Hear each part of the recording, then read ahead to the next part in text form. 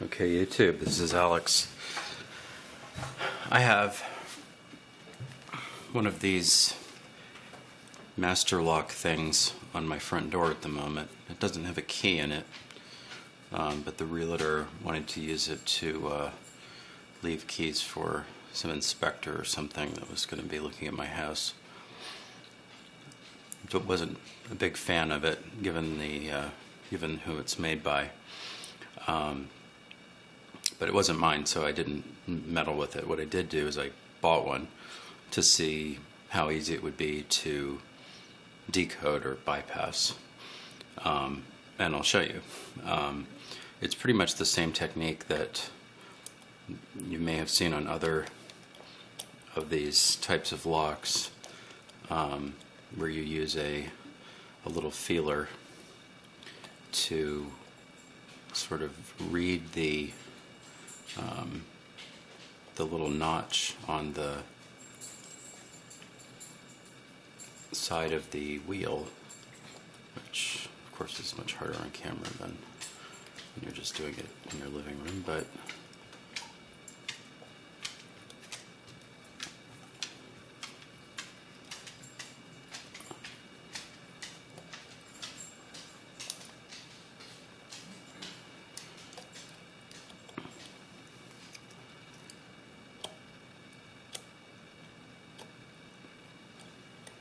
that's definitely one there. Something like 7.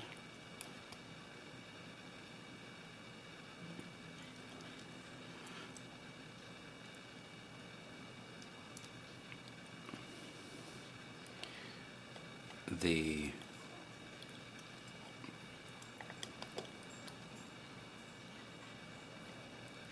newer ones that they use in this area are made by a company called Supra,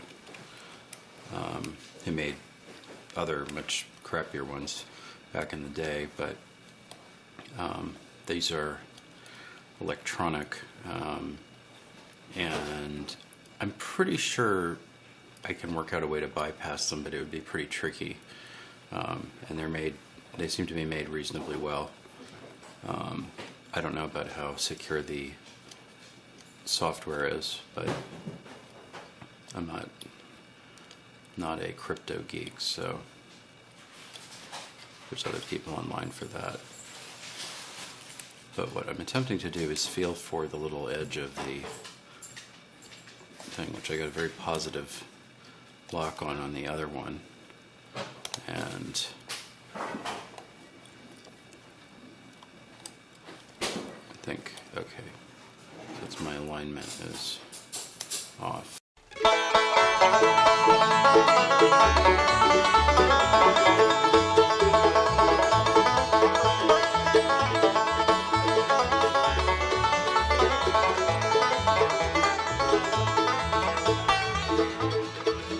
Okay. So I've got 9572. So let me just double check all of these.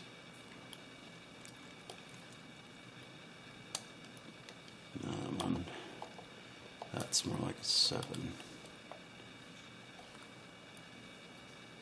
You can sort of see the little thing rock up because it's sitting down in the notch, and then when I roll the wheel back.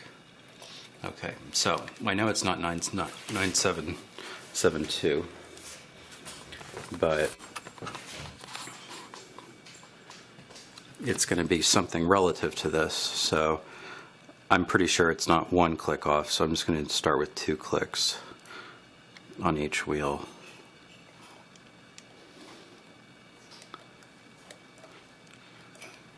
Okay, that's not it.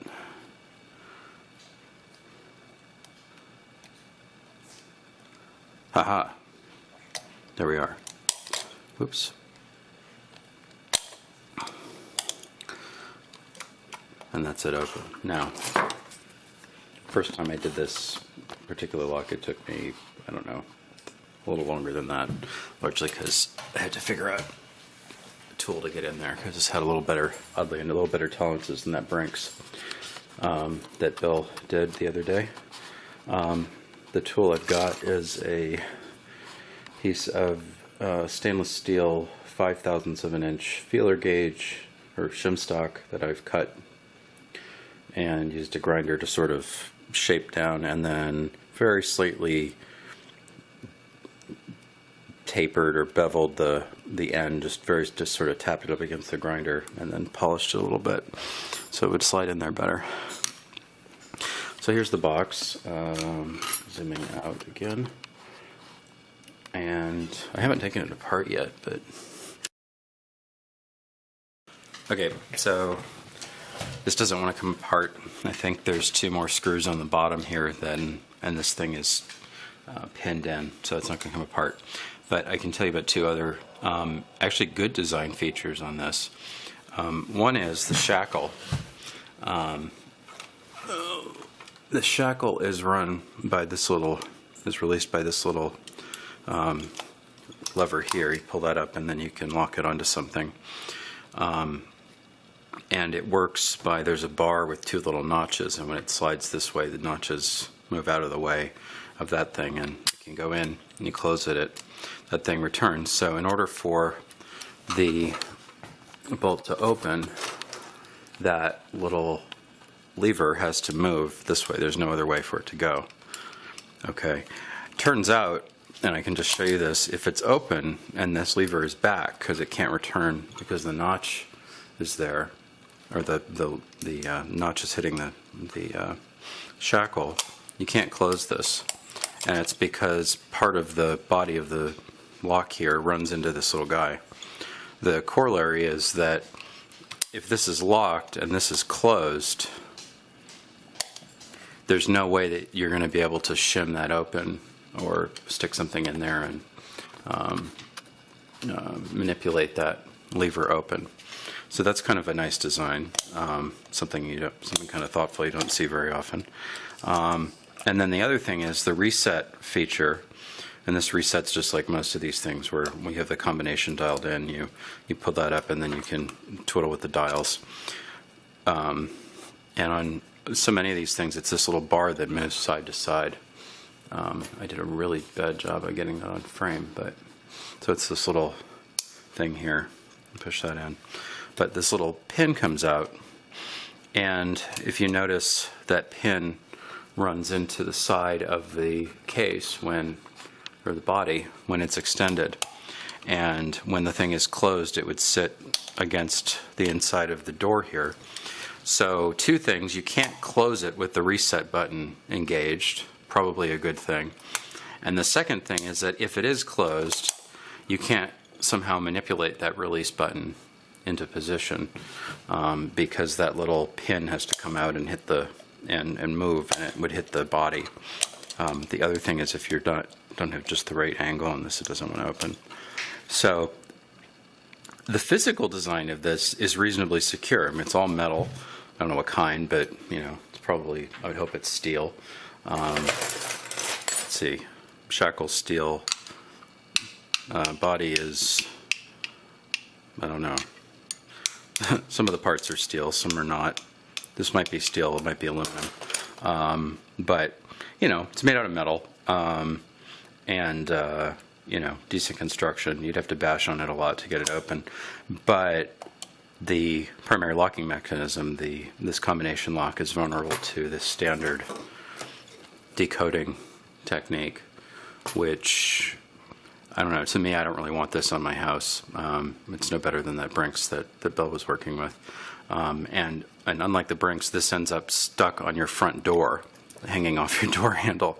So everyone in the neighborhood walking by can see that you have the key to your house in a crappy padlock hanging on your front door, just waiting for someone to get in. So, and the last thing is that my realtor uses the same combination for pretty much all of her locks, and it's pretty predictable. This is not it, because this is my lock, but so there's not even good sort of key control, if you will. So if your house is on the market and they want to put a box on your house, have them get something a little better at least one of the dial combination locks that are a little harder to manipulate, or one of the electronic ones that requires some encryption. At least the person that needs to be a lot geekier to defeat it, or use a whole lot more force. So anyhow, master lock, key box, decoded, opened, and raped, I guess, in discussion. So this is Alex. Have fun, keep it legal, and remember, only pick your own locks or locks you have permission to pick. Cheers.